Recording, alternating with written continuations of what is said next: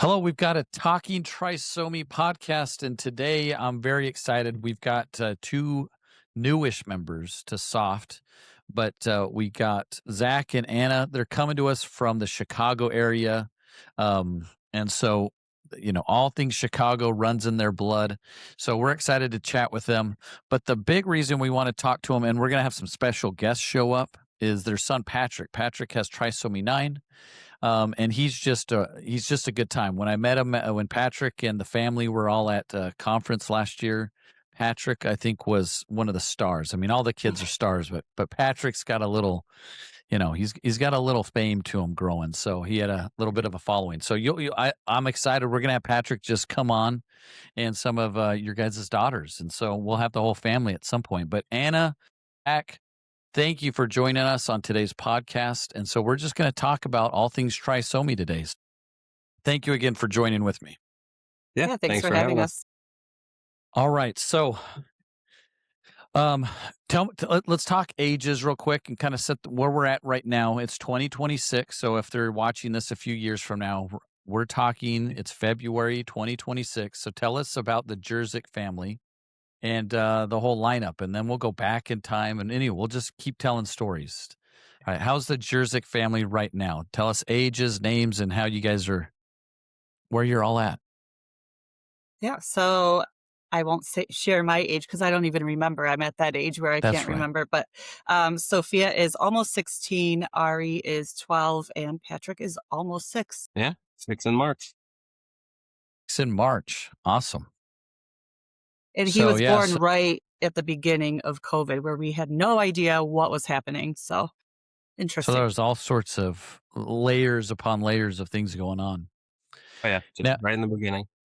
yeah, and so anyway, with trisomy 9, and Anna, you can correct me, and Zach, you can correct me. I've talked to a number of families. There's actually been more families that when they receive a diagnosis of trisomy 9, it's after the child has been born. Certain cues and certain tests at the prenatal side doesn't show up, which is similar, which is the irony is that that's very similar to trisomy 18 and trisomy 13 for people in the 80s and 70s, like my sister. And so some of the old time soft families, they'll tell stories about how, they found out after birth. And so that's been a current commonality. Not all trisomy 9 is that way, but tell us about the early days. Patrick, born in March, COVID's going on. Just kind of, if you guys are comfortable going back in time and talking about those early days of when Patrick was born and just kind of learning on the run. Do you want to take this, Zach, or do you want me? I'll let you start it. He's a better Okay, so storyteller. so Pat, when I was pregnant, I was diagnosed with IUGR. Um, so Patrick was not growing and he was very little. So they did have me go get scans every 2 weeks or so. And they just noticed an opening in his heart, but that's normal. A lot of kids are born with this. It goes away on its own. But they looked at everything else and it seemed to look average is what we were told. Um, I had a gut instinct that something wasn't right pretty much since we had the gender reveal, which was early on. But yeah, we didn't know until he was born, but he had a few anomalies. I mean, it's kind of funny. We had his name picked out before he was born, Patrick, but he was born literally like Patrick Star, just sprawled out, looked like a Yeah. star, which was one of the first things that we all noticed was not normal. Yeah. Zach, let's hear yours. I know Anna, you said, is a better storyteller, but let's hear kind of what the early days you remember, those first few hours after Patrick was born. The first few hours were awesome. I mean, he was born. We were with him, holding him, and then we got our alone time with him. But kind of shortly after, we noticed a few small features: wide set eyes, his low hanging floppy ears, and we knew something was a little bit abnormal. And then as soon as his oxygen levels kind of started dipping and he couldn't keep them up on his own, they brought him to the NICU and to the nursery. And that just kind of left us all worrying, how he's going to react to those treatments. But shortly after, we got some reassurance that, this is probably something we should look further into genetically.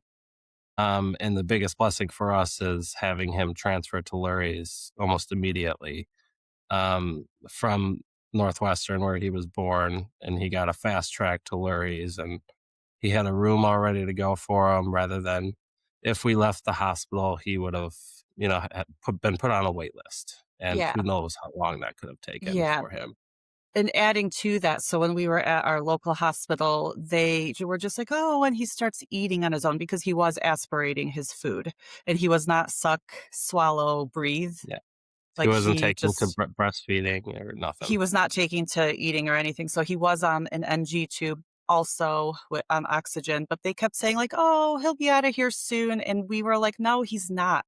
He's not No. doing well. Yeah. This isn't, there's a lot of things that are just not connecting. And we were blessed with one nurse that looked at us and she basically said, you have two options: Lurie Children's, downtown Chicago, or a hospital in Wisconsin. And I was like, just so thankful for her, because that's where my heart was telling me to go. But I didn't have that guidance from the nurses or the doctors at the current hospital we were at. So I came home basically to Zach and I said, listen, we need to put our foot down and say, we're getting transferred. And luckily we were transferred to Lurie Children's downtown. And that's where everything just felt 100% better. Not Yeah, it that felt right our almost hospitals, immediately. yeah. Now, that's awesome. And good advice from the nurse. And I'd like to add this. I mean, with these conditions, these chromosomal disorders that are common in our soft membership, right? Trisomy 9, trisomy 18, 13 related. These are just unique enough that hospitals sometimes it catches them off guard. And what's pretty cool right now in 2026 is Lurie's is one of them, and we'll talk more about it because you guys have a lot of experience with Lurie's. Is they're creating standards of care so that when these rare conditions, a child is born with them, there's some sort of protocol, and so we hope that more protocols and standards of care are available so parents can really quickly make decisions, especially in rural communities. I mean, with you guys right there in the Midwest and, not too far from Chicago, it sounds like you had options between Wisconsin, which isn't terribly far, and downtown Chicago. So what a blessing that you were able to have that. But, as things hopefully can get more streamlined, at least information being really received quickly. Talk about that transfer. How did that happen when they transferred Patrick to Lurie's? What was that like? Any good, bad, indifferent? Just tell us that story, and then kind of what the care was like at Lurie's. It took a couple days to get the paperwork going and stuff like that, but it was scary, putting him into this little Incubator. incubator to get him transferred on the ambulance, and we couldn't go with him. We had to basically follow the ambulance to Lurie's. It was Well, didn't scary. you go with him? Or was that No, a that separate was a different, instance? that was a separate incident. Um, yeah, I don't, it was, But yeah, so we had to ship him off in this little incubator, and then we had to end up, we drove home, got some things packed up, and then immediately head down to Chicago to go meet him there. yeah. And what normally is about an hour and a half drive ended up being an hour because of COVID. There was nobody in downtown, no traffic. He Everybody. said he was essentially like a ghost town down there, so nothing was kind of the standard of what you would think Chicago was. The bustling people everywhere. It was little to no one walking the streets. So it was kind of eerie, but it also made it easier to go down to Patrick every day. Yeah, that year 2020 was wild, and that's not what we're here talking about. But yeah, to add to just the uniqueness of the situation that you guys had, that would be there. So you got incubator transferred over. I've had some other parents tell me about, kind of the nervousness of flying. There was one interview where they had to fly for heart surgery across state lines. And so, transferring amongst your metropolitan area still, I remember the first time my first child, you put them in the car seat, let alone an incubator, and just Yeah. what kind of like stress, and probably you guys sticking together and like probably looked at each other like saying some thoughts and prayers or whatever you two Mhm. do. And so, good news is that worked out. He gets to Lori's. Um, Lori's has come a long ways. I know, Anna, you just posted on Facebook about a pretty cool thing that happened last week. And then we had another thing. Anyway, there's a lot of cool stuff happening at Lori's, and we'll talk about that here later. But what was life like the first few days, few months of getting care at Lori's hospital? The instant we walked in, we were greeted by a whole team of doctors, and they were. I just never felt like they were like, I'm a doctor, I know everything. It was very much, what do you need? What do you think? We uh, want to hear your thoughts and your feelings. And it was very much like team led. I did not feel like, I don't know. I don't know how to explain it. Just, I wasn't in the dark, but I also was very important to Patrick's treatment. And I think Zach agrees, everything we brought up. They were like, okay, let's look into this. It felt great. Yeah, they were very open to our thoughts and our concerns, and how they provided a treatment plan, essentially. But they wanted to make sure that we were okay with everything that they were going to do. But if we didn't understand anything, they would fully explain everything that was going on and how they were going about it and what the benefits were and the ultimate goal for the end road was. So they did kind of lay out a roadmap for us, which was reassuring. That's awesome. Did they say how many children they had treated with, or did we not have the genetic testing just yet? Like we had, Patrick is still undiagnosed at that point. Correct. Yes. Yeah. Yeah. No diagnosis. We had to wait it was about 30 days I think it for was about 2 weeks genetics. till we actually did the actual genetic testing, which then we waited about another 2-3 weeks to actually get the results from the genetics team at Lurie's. So a bit of a wait, a bit of a. How was that? What did that feel like? Did that feel long? Was those some of the longer 30 days, or like what Yeah, was going on in you nerve guys? wracking. It was definitely nerve wracking because we were essentially going blind throughout this whole thing. Um, and while he's in there, while we're waiting for the testing, he's hooked up to all these machines.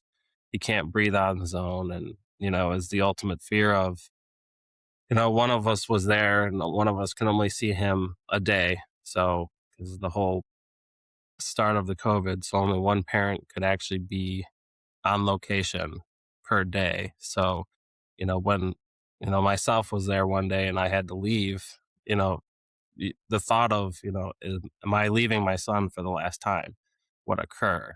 And Anya could speak the same. So it was very Yeah. nerve wracking of going to him and then not really knowing what's going to happen when you leave. Yeah. Because there were But no it was, answers. yeah, Yeah. but it was And very reassuring to know the team that he had behind him. And they are truly a great outfit out there.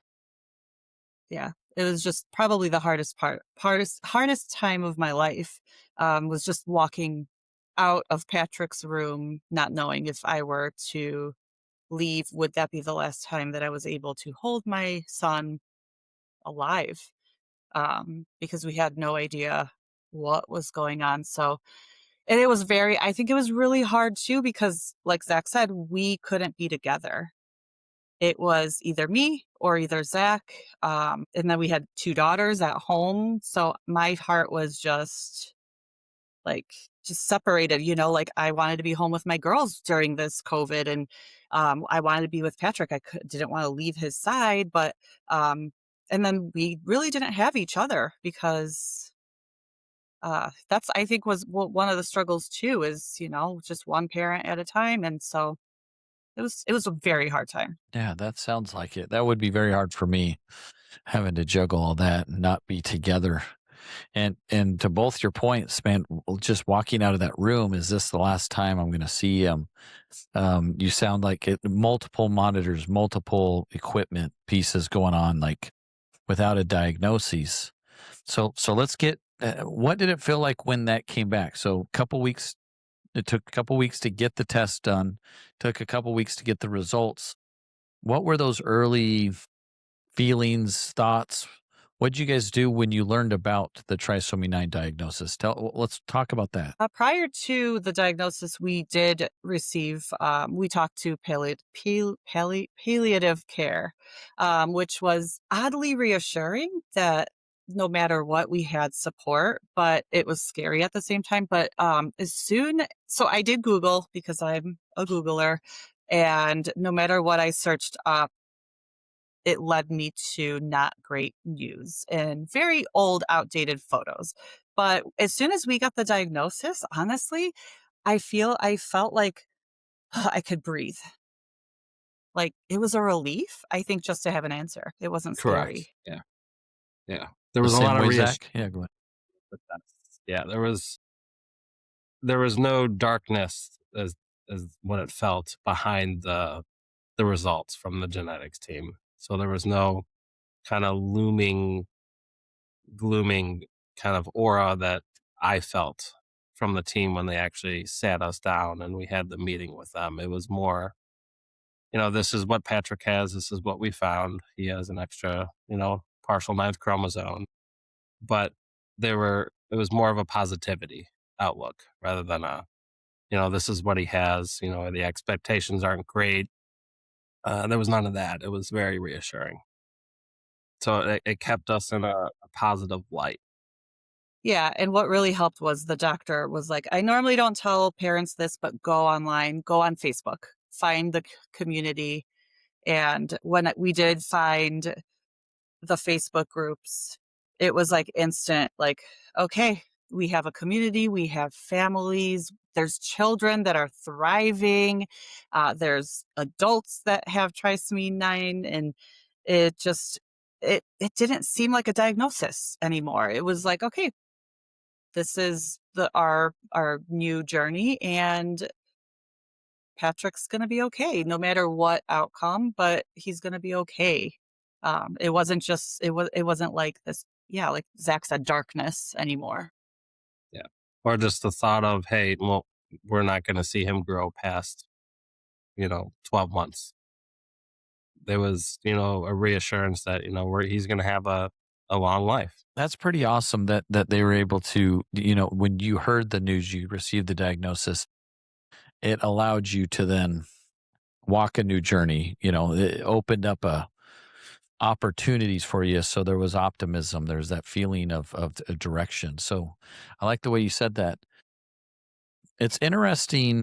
I had a chance. I've talked to people that have had kids born in the 70s, 80s, 90s, 2000s. Now you guys 2020s. As the one, social media is a mixed bag, especially as parents with teenagers, right? But what Mhm. benefit it is to have a place to quickly go and be able to get connected. Soft was created because parents connected with parents. And it's interesting, the couple of other trisomy 9 families I've talked to so far and have met, that's a very commonality of getting connected with other parents with trisomy 9 children and then having some sort of direction, advice. They've walked a path. They've seen some things. So what a benefit that was, to be able to do that.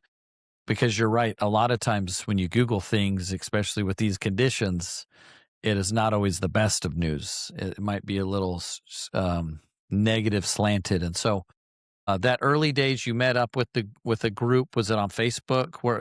Where was it that you started connecting with families? Facebook. Yeah. And at at this point I was gonna get rid of my Facebook, and I don't think I ever will because we have family all over. So yeah, it was Facebook. The trisomy 9 families are the reason I'm back on Facebook. I'm in the group. Yeah. That's awesome. Um, any other highlights of those early days? Any advice that you would give to parents that are walking that similar path that might be behind you guys? Child was just born, they're in this unknown and they received the diagnosis. Any advice you would give them? After a trisomy 9 diagnosis, join the Facebook groups. I don't know, one step at a time. It's what I always say for a lot of things, but really with the trisomy 9, it's been one step at a time. I mean, everything kind of runs with their pace. So they're the ones that Yeah. set the pace for their milestones being hit. It's really one day at a time. And, there is developmental delays, but when he comes across that milestone, he hits it with stride and like he's been doing it forever. So he's really a trooper and he's a strong kid. Um, but I would say it's just patience. If you have patience with them, they will show you all the possibilities they can actually achieve. Yeah, and there's so much beauty behind.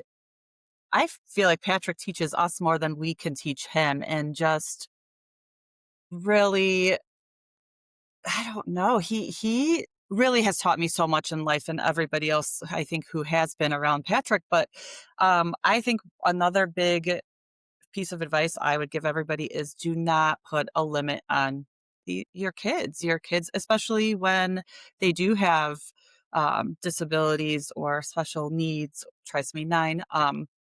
Don't put a limit. I feel like, the doctors are like, well, he might never walk. Okay. You might walk one day. You might talk one day. It might not be right now. He's not, verbal, but he knows a lot of sign language. He's starting to speak, and I just never put like a cap to it. Like, you're just going to speak a little bit. No, I have a lot of, um, just, I guess, what's the word? Like, I just know that he can do amazing things, and he'll show it to us. Yeah. And like I like to reference, and it kind of works is, if you have kids, that Bluey, the TV show, that episode of the baby race, you know, it's where they're racing, who's the first one to crawl, who's the first one to sit up, who's the first one to walk.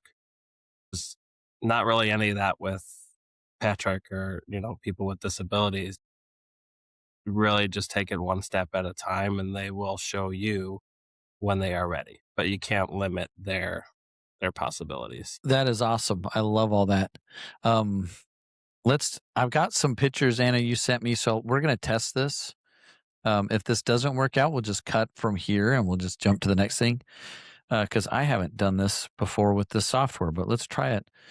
We've got a couple of things that we're going to show, and maybe now's a good time to text the girls so they can have a little heads up. But Yeah. let's try Zach, this. can you text the girls, Zach? Yeah. Can you guys see Where my do you want screen? them to go? To your room? I already talked to them. Yes. So we're gonna have special guests. So this looks like the early days, and this is Patrick. Tell me, Right maybe after he was born. guess his age. Yeah, right after he was born. Yep. Yeah, that's when he went into the nursery at Northwestern. And he was there for, you said, just what, a week or so before you guys transferred him? Yeah, we were at Northwestern for about a week before we got transferred. We're gonna just follow whatever Google order has us. Is what we're gonna do. This is like slideshow time. Here we go. Yeah, I think that was at Lurie's, and he had his sleep study done. So it looks really scary, but I was there with him for that one, I believe, and Mhm. saw the process. So yeah, that was his sleep study. They were looking at a lot of stuff. Here's anher one. Yeah. How Patty, and you old do can you think see he was 'cause he here? I'd still probably say 2 weeks old, maybe no, that 3 wasn't that at weeks. home, or no, that was still at Lurie's. No, that's still at Lurie's because he was Yeah. overall at Lurie's for what, about a month and a half. So he spent his first Easter at Lurie's, his first holiday. It's at home. You Yeah, and then we did have First G-tube week, yeah. surgery, so he got his G-tube, and then still The oxygen, that was a lot. Very stressful time. But yeah, that was after a bath. So Whole cute. And all kids. I look at my 15 and a half year old, and I'm like, I remember those bath days. So look at Patrick, like Mm-hmm. Yeah. There it is, there Patrick he Star. is, just sleep. Yeah. And that was a onesie that he got from Lurie Children's. It said Mhm. Oh, this one Lurie here. Transport Team. Yeah. Yeah. There you go. He's part of the transport team. It's football blanket going on there, baseball, sports. If you live Yeah. in Chicago, I think you have to like Yeah. certain sports. Yeah. Yes. And then here he is here. How old was he in this picture? Mm. I don't Two. know. Shit. 2? Well, he's definitely off of his oxygen at that point. Yeah. Which is one of the greatest milestones I think he's hit in his early life to reassure that he can start breathing on his own. So that was a big step for him. And this one's going back in time a little bit. This is the early days in his sisters, big sisters. Yeah. So They absolutely adored him from day one. Nobody liked his machines beeping because, let's be honest, that was Mm-hmm. yeah, very hard. But yeah, they just adore him still. So cute. Where are the girls? Did you text them? They're probably not on their phones. We got to get them. No, I can go grab them. I was trying to find a picture of Patrick when he was transported, but I couldn't find it. I'll have to send that one to you. that would be perfect. His little incubator. Are you guys coming in here? Go say hi. I'm Say hi. Hey, Patrick, Say how hi. are you? Who's that? Oh, there's Patty. Say hi. Sophia. Renaming these, buddy. Hey, guys. Hey guys, how are you guys doing? We're talking. We're on a podcast. Have you guys ever been on a podcast before? Because today is your day. We're going to be on a podcast. So okay, so we got let's have girls. I messed up your last name at conference. If everybody remembers that, I couldn't say Jerzyk. Did I say it right this time? So let's have you guys introduce yourself and then tell me kind of one of your early memories of Patrick. Can we do that? Sissies? Okay, one of you, whoever's not scared, go ahead. You go first. Go ahead. Me? Yeah. Yeah. I said all. Oh. My name's Sophia Jerzyk, and one of my the earliest memories with Patrick was like the day he got home. I remember like I was really scared and nervous, but I was also like really excited to meet him. That is awesome. Get out of here. And so we just looked at a picture of you two holding him. And it must have been one of the early days. And so yeah, those are big memories. I'm like a middle child. So I remember, hopefully my older siblings liked when I came home, but I remember my little brother and my sister. And so, yeah, big day. All right. Yeah. Go ahead. Let's introduce yourself and tell me a memory of the early days with Patrick. And then we'll ask a couple more questions. My name's Ariana Jerzyk, and an early memory I remember is like I kept asking my mom and my parents when is Patrick home, and like I was really excited to see him. Really excited. That's awesome. Now I can tell you guys, like, I have an older sister, and I think she puts up with me. She really. I have three brothers. I have my oldest sister, then I have Carrie, who had trisomy 18. But Trisha's my oldest sister. She didn't really like Bryce, but she loved me. I'm just kidding. Tell me about something that you now. Patrick's 6 years old, right? Tell me something you guys do that's fun together.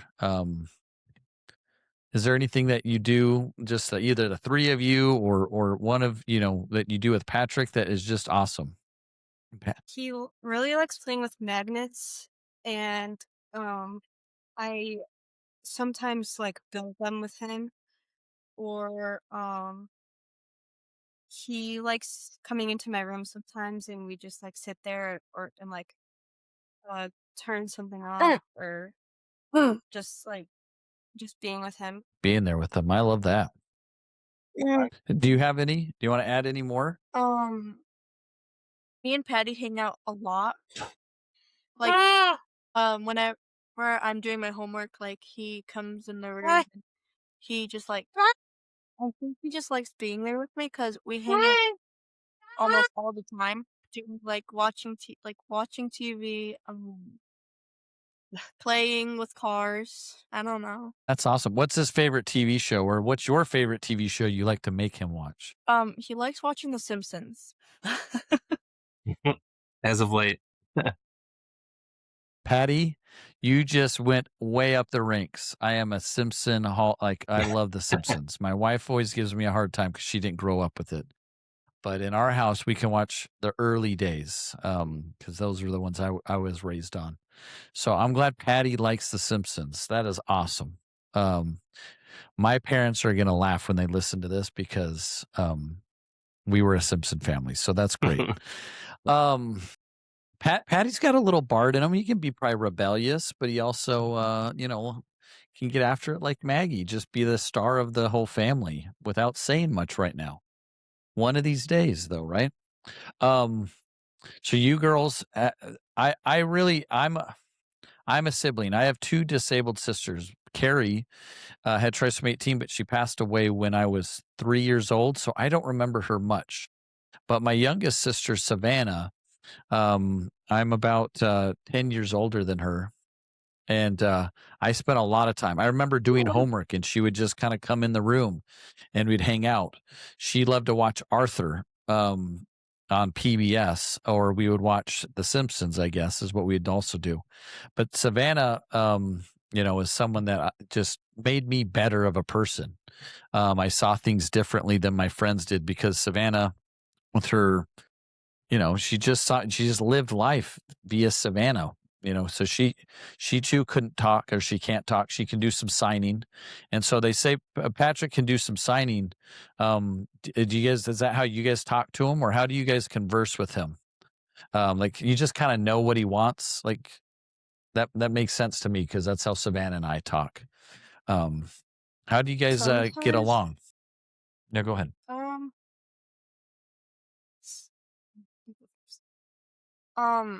Sometimes I do sign language with him, but I mostly just talk to him and he understands what I'm saying.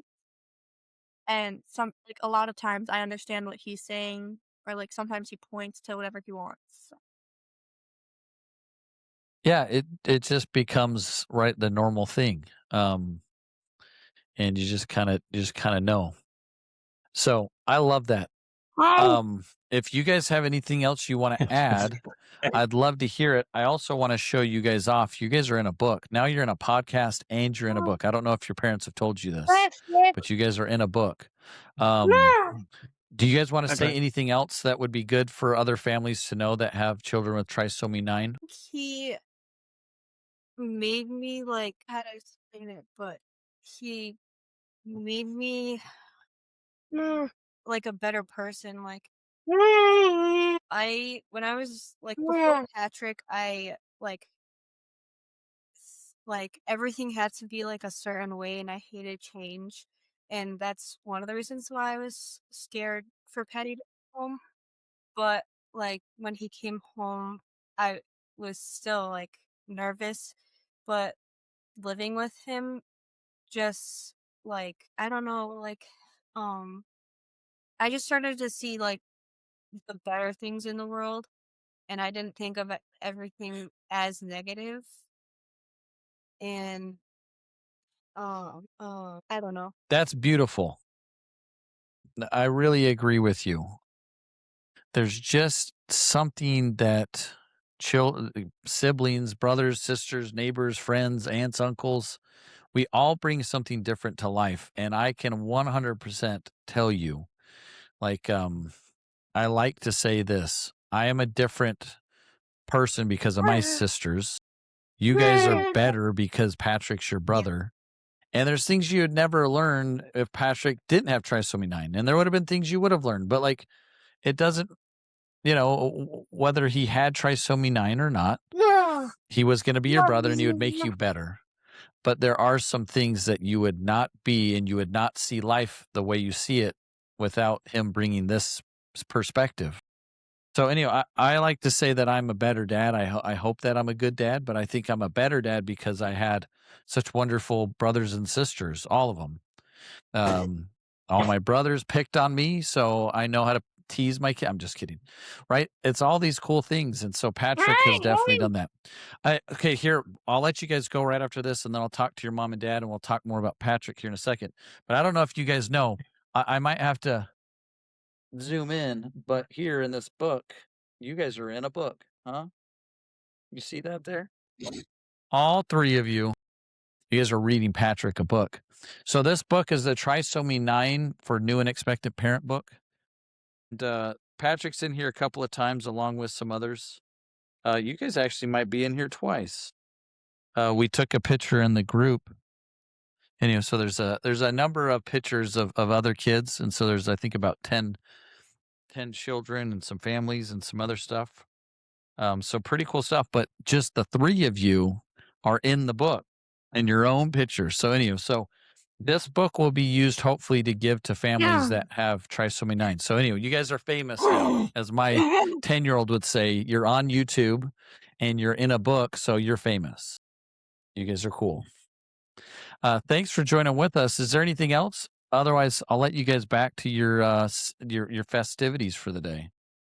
But we all got to wave at Patrick real quick. Patrick loves cars. He still loves cars and magnets, it sounds like.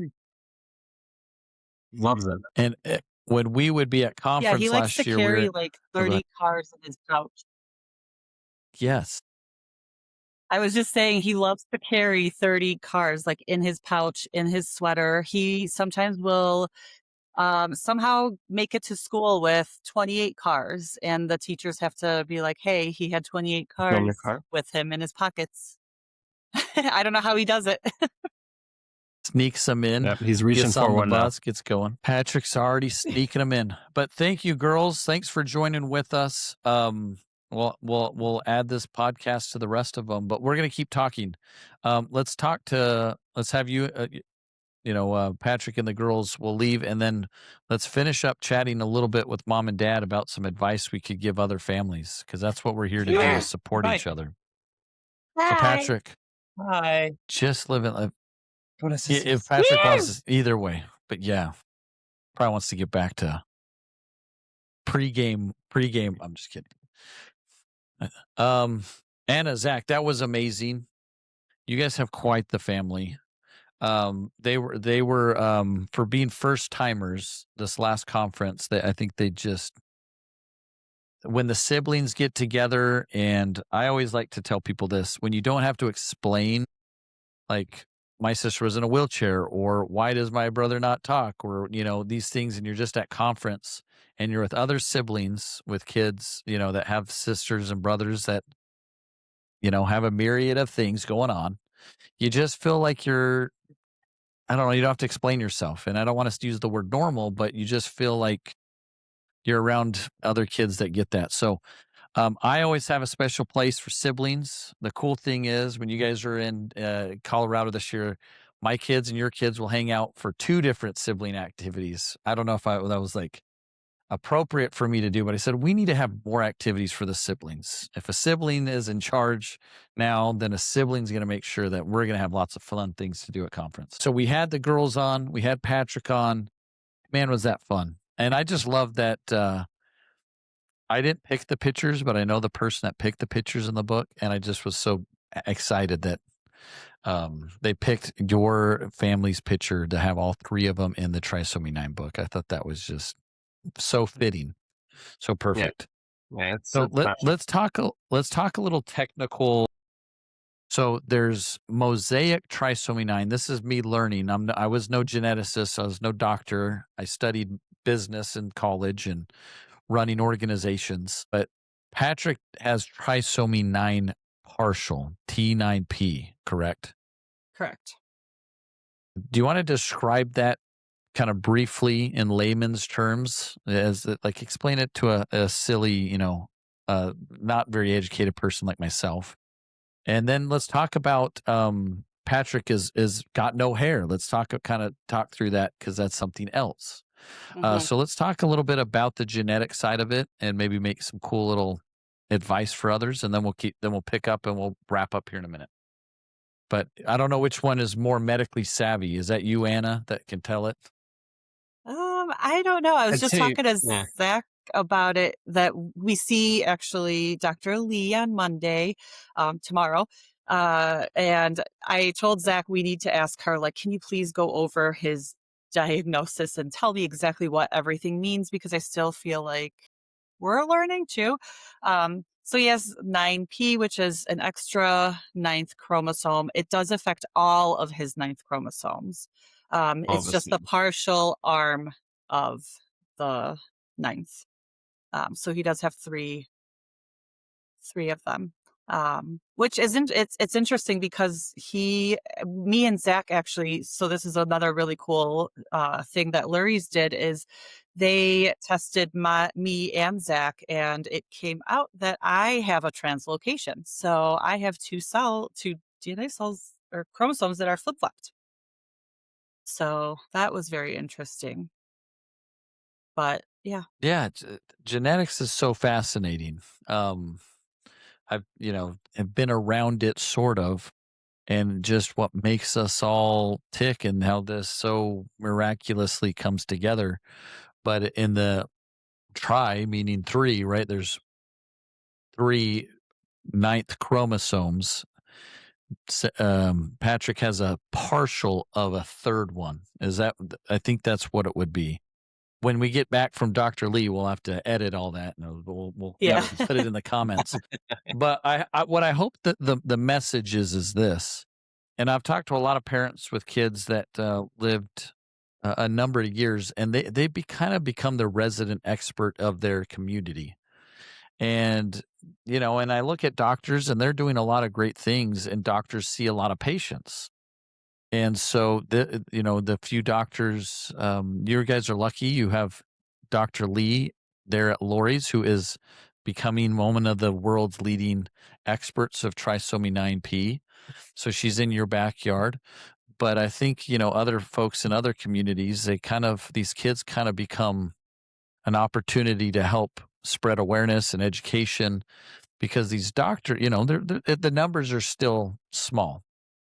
And always will be, because they're genetic disorders that were all kind of happenstance. So pretty cool that Patrick is in that. So thank you for that. Now let's talk about Patrick. If everybody watched until now and they saw pictures of Patrick, he had hair when he was younger in those pictures. When did he lose his hair? And tell us about that scenario, that diagnosis. Well, the loss of hair it's actually not related to trisomy in any way. He does have alopecia areata, so he started losing his hair at Around about 3 years old. yeah, I'd say between 2 and 3 years old. And that Just was falling out. what did that do for you guys' conversation with the doctors? You're like, is this like, walk me through that. If it was me, I'd have been like, another thing, trisomy 9 is what's going on here? Is that a story worth telling? Kind of that kind of evolution of that medical scenario? It's interesting because I do hair for a living. And so I was always super excited that Patrick had a ton of hair. And I'm like, oh, I could give him like cool dude haircuts. He got his first haircut at like, what, 3-4 months old? Because 3 it was months old, just yeah. a lot of hair. And then he started losing it. And it was, for me, I know about it because that's my career. So I knew it was alopecia. I did not think it had anything related to trisomy. And then we did see a dermatologist, and yeah, they were like, this is completely unrelated. We do get asked a lot if it is related, but it is not. So it's just another, it's an autoimmune thing. So your body attacks its own pretty much hair follicles, thinking they're not good. So I think the hairdo he's got now looks great. He's just going to be smooth, doesn't have to worry about anything. But yeah. it's a sunburn. just put a hat on, some things, get some coverage. My 15-year-old hates getting haircuts. He's still like he's 7. And my Yeah. wife just has to put his foot down. So you guys don't have to deal with that. He's got it. He's covered. But, and I'm sorry that you can't do like a mohawk and you can't have like bring back the old 90s bowl cut at some point. But Yep. yes, as a We can't really hairdresser, I call him could see. can't Yeah. really call him a chicken patty anymore. No. His Yeah. nickname. Yeah, the girls Throw his would hair into call a little him. mohawk. Yeah. Yep. But no, but you know what? I do now. I volunteer and I do haircuts for kids who have sensory processing things and just who can't get regular haircuts at a regular place. So it's still like, I don't know, just everything feels very fulfilling, I guess. So even though Patrick doesn't have hair, it's okay because I am able to give haircuts to other children and make them feel good and happy and not a crazy experience where it's like scary. So, yeah. I mean, there's something, your daughters were so great. And I always mix up their names. I mix up my own kids' names, but your oldest Same. daughter, her comment of just about how Patrick has helped her see life differently. It felt like she would use the word better, or at least alluding to that. And that just, I think, is one of the best things. And that's why when we were brainstorming about have you both talk, and I've talked to just the husband or just the wife, or, just the mom or the dad, but to have all 5 of you, being able to get on.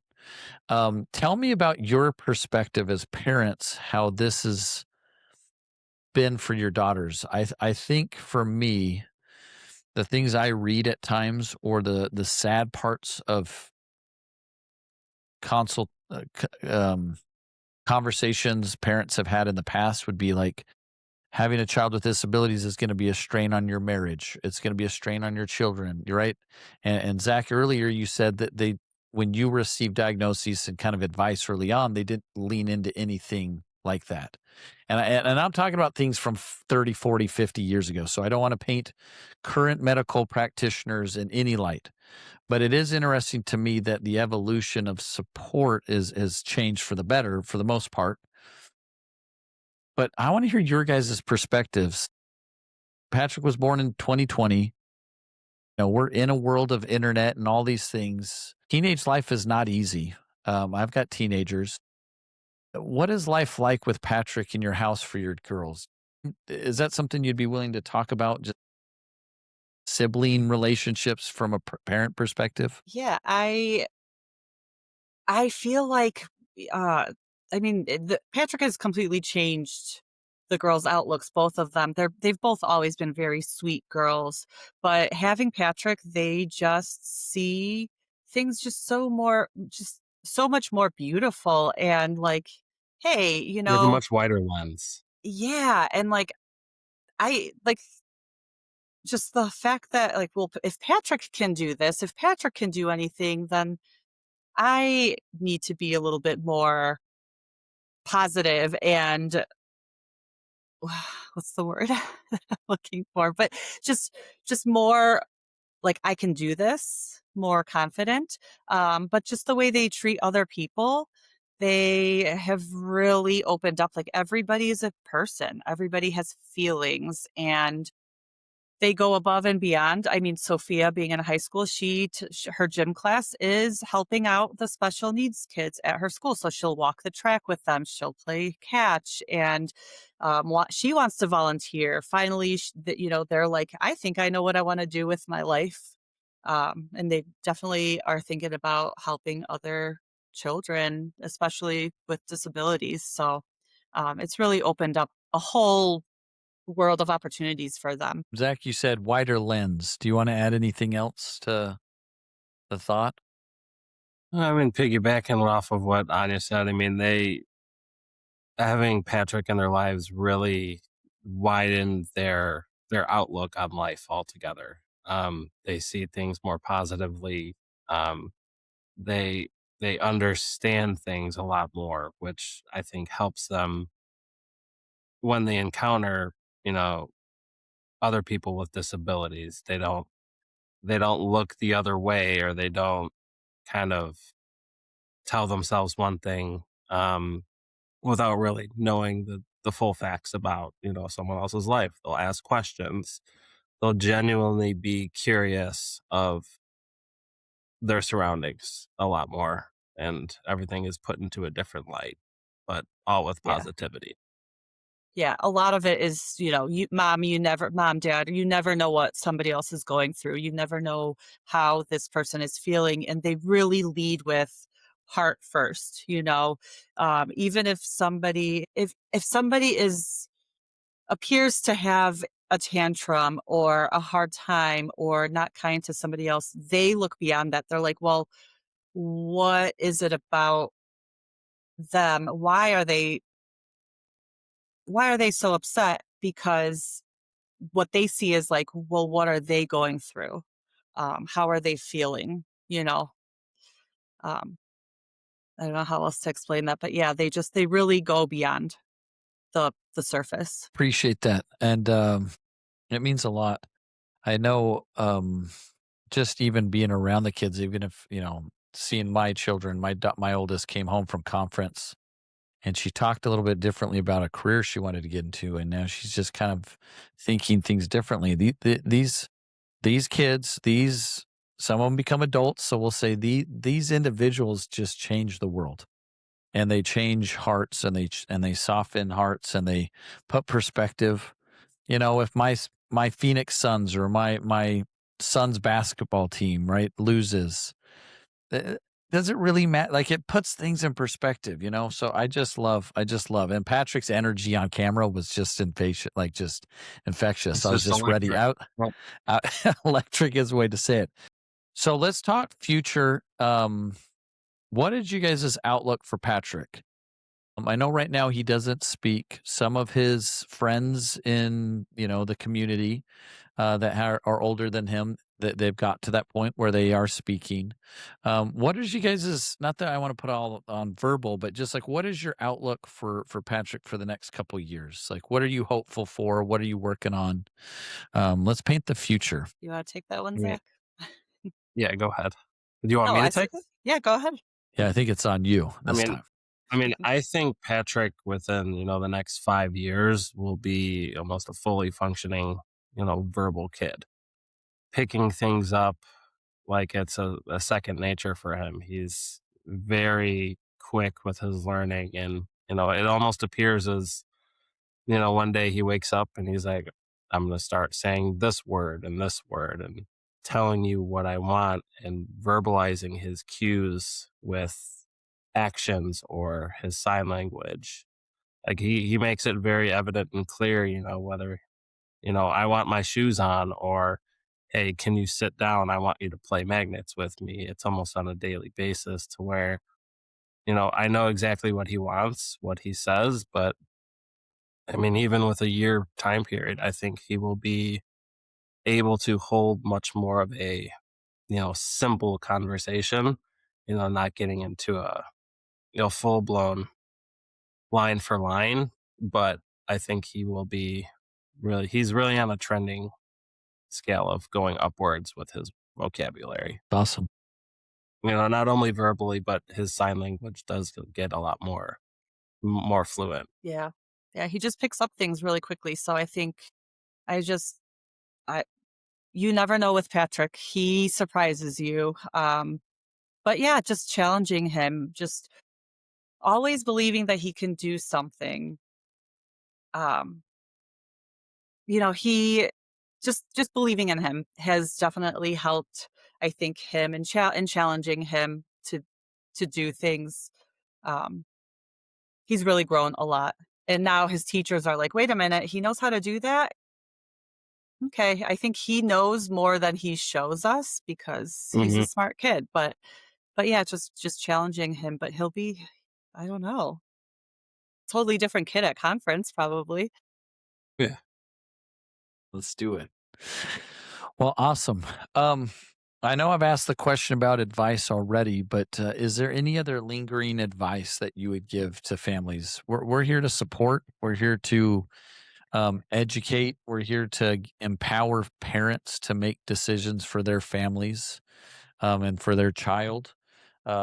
what advice would you give? Let's wrap it up with one more thoughtful, any sort of piece of advice, piece of wisdom that you guys would like to share. Yeah, I mean, as a parent, I think advocate for your kids. You know your child best, and don't be afraid to speak up for what you think is best for them. Um, because that's pretty much, I mean, with Patrick being nonverbal, I am his voice. Zach is his voice. We are his voice, and just to advocate for your kids. And also, don't be afraid to share your kids with the world. I know we get a lot of stares or um, children who are like, Mom, why doesn't he have hair? Why is he grunting?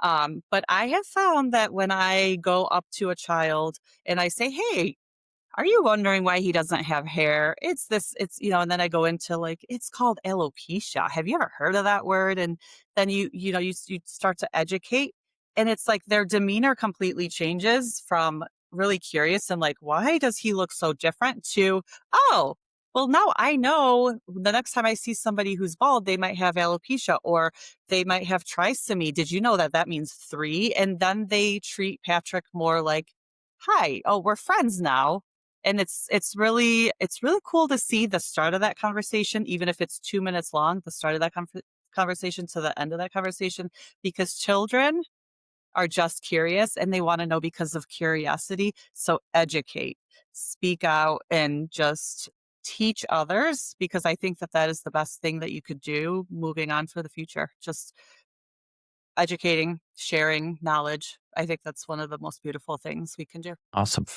I love that advice. Zach, do you have any? I mean, I would say overall, just don't be afraid to reach out for the help and gather your resources. And one example, learning about the SOFT program and what they do for every individual that is affected with a disability and what their families and the parents and the siblings go through. It's a kind of a special organization in my eyes.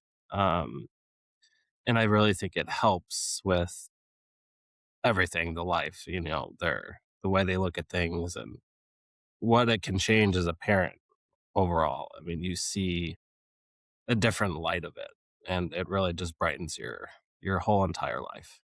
So really don't be afraid to get out there and look for communities to help you, which are going through similar instances, to where you can just really let go and not worry about, what people are thinking. And, everyone there is going through somewhat of the same.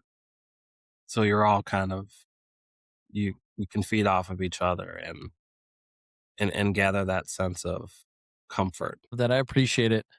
Um, I think why these stories matter is because these diagnoses are going to continue. And I think what makes both of you excited is, one, you've been helped by others. Um, there's a number of families in the Trisomy 9 community that you're connected with that have walked that path and gave you advice.